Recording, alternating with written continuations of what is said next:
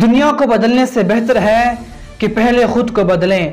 اپنے آپ کو بدلے بغیر کسی اور میں تبدیلی لانے کی کوشش کرنا بہت بڑی بیوقوفی ہے۔ کسی نے کیا خوب لکھا کہ اپنے آپ کو اچھا بنا لیجئے، دنیا سے ایک برا انسان خود بخود کم ہو جائے گا۔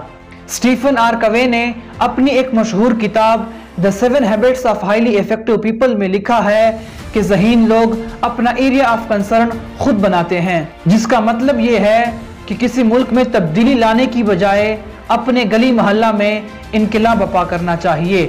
اپنے آپ میں مثبت تبدیلیاں لانے کے لیے ان پوائنٹس کو لازمی اڈاپٹ کیجیے۔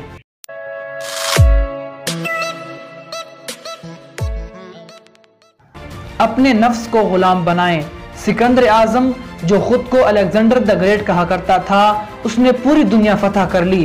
ایک دن کسی درویش نے پوچھا کہ تم فاتح نہیں بلکہ میرے غلام کے غلام ہو، جس پر سکندر اعظم نے حیرانگی سے پوچھا کہ وہ کیسے؟ تو درویش کہنے لگا کہ نفس میرا غلام ہے اور تم نفس کے غلام ہو، لہٰذا دنیا کو فتح کرنے کی بجائے اپنے نفس کو قابو میں رکھیں۔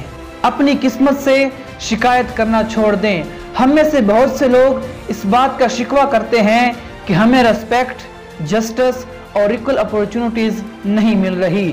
وہ لوگ یہ چاہتے ہیں کہ اس دنیا میں رہنے والے سبھی لوگ امیر، کامیاب اور ایک دوسرے کا خیال رکھنے والے بن جائیں۔ اگر آپ بھی ملک پاکستان کو بدلنا چاہتے ہیں تو اس کا واحد حل ہے خود کو بدلیں۔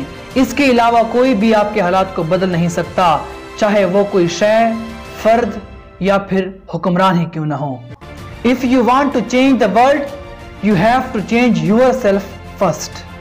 اپنے عزائم کو پختہ رکھیں۔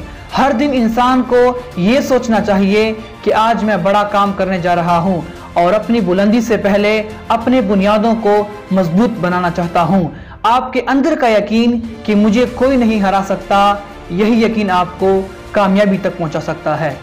صرف ایک عزم سے کہ ہم نے ہمت نہیں ہارنی، امید نہیں چھوڑنی، نگاہ بلند رکھنی ہے، اپنے عزائم کو پختہ رکھنا ہے، اپنے ارادوں کو مضبوط بنانا ہے، تو یقیناً آپ کامیابی سے ہمکنار ہو سکتے ہیں۔ ایک میسج جو آپ تک پہنچانا چاہتا تھا، لہٰذا آپ سے ہمبل ریکویسٹ ہے کہ خدا را ملک پاکستان کی ترقی میں اپنا کردار ضرور نبھائیں۔ پاکستان زندہ باد۔